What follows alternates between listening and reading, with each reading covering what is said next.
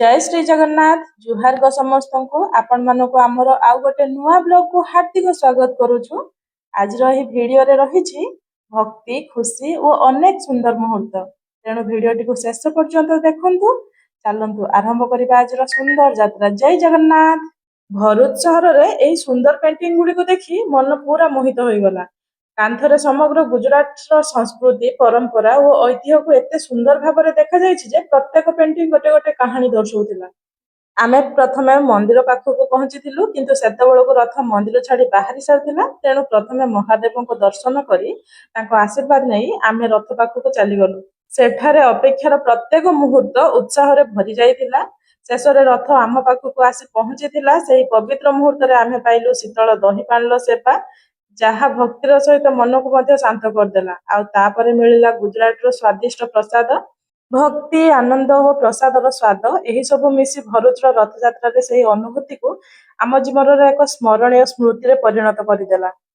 शह शह किलोमीटर दूर रे गुजरात रे आज भी ओडिया माने भक्ति भावना परंपरा को जीवित रखिछन्ते। एहा देखि के बहुत खुशी लागिला।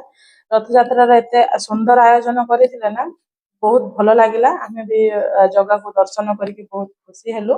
तापर आरंभ होइथिला सेठी आळती रे समस्त थिले जेहेतु मु टिके थिले मु समस्त क्लिप टिके नै गली जे केते भक्तंगर भीड़ सेठी लागिथिला जगह को दर्शन पाई।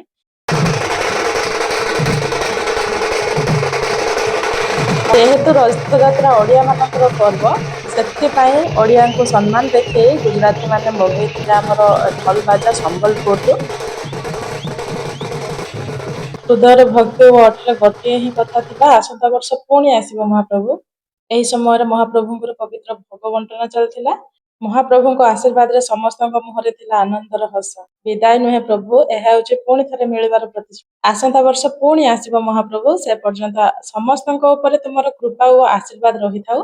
तापरे आमे किणा किणी करथिलु आंबो आमे टिके सेठु नेइथिलु मार्केट रो आ जामुकुଳି भी नेइथिलु।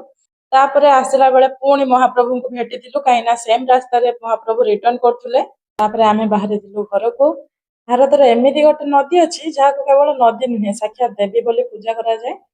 एही नदी केवल दर्शन कले मध्य पुण्य मिले। से नदी होछि नर्मदा नदी। तांको नर्मदा माता बोली भी आमे कहिथाउ।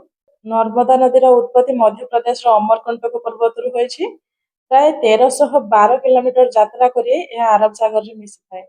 गंगा जमुना पूर्व दिग को बोहुथिला बेले नर्मदा पश्चिम दिग को बोहिथाय। पुराण अनुसार भगवान शिवଙ୍କ तपस्या समय झरीथिबा घाम बिंदुरु नर्मदार जन्म होइथिला। सेथिपाई एहाको शिवଙ୍କ कन्या बोली मध्य कुहा जाय।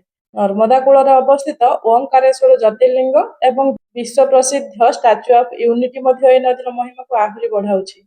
देन आमे टिके तापरे देखिथिलु इलिशी माछ एठी बहुत बड़ बड़ थिले। तापरे आमे घर को रिटर्न करथुलु। आउ एटा थिला अंकलेश्वर मार्केट जेहेतु भोक लागि जायतिला सेथिपाई आमे खाइथिलु कचौड़ी। बास एतिकी थिला आज आम यात्रा। एते सुंदर मुहूर्त को मन रे साइति रखी आमे फेरिथिलु घर को। वीडियो टी भलो लागिथिले गोटे लाइक करंतु शेयर करंतु आउ एमिति नुआ नुआ वीडियो पई चैनल को सब्सक्राइब करबा को भूलिबे नाही।